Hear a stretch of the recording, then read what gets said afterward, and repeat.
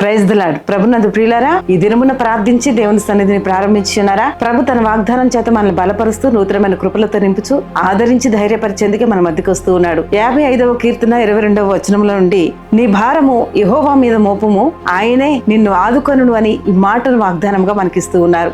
ఏ రకమైన భారముతో ఈ దినాన్ని ప్రారంభించి ఉన్నావో, నీకున్న అప్పులు, ఆర్థికమైన ప్రతి భారాన్ని తొలగించేవాడు, అనారోగ్యమైన ప్రతి భారాన్ని తొలగించే దేవుడు. దేవుని సన్నిధిని విశ్వాసముతో, నమ్మికతో దేవుని వాగ్దానాన్ని బట్టి ప్రార్థించి ఈ దినాన్ని ప్రారంభిస్తే ప్రతి విషయంలో నీకున్న ప్రతి భారాన్ని తొలగించి నెమ్మదినిచ్చి సమాధానముతో నిన్ను నడిపించే దేవుడే ఈ వాగ్దానం ద్వారా నిన్ను దర్శిస్తూ ఉన్నాడు. కనుక దేవుని సన్నిధిలో వాగ్దానం పట్టుకొని ఈ దినాన్ని ప్రారంభించు.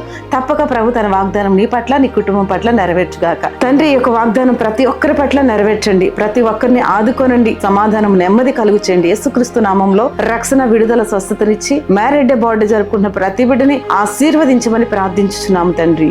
ఆమేన్.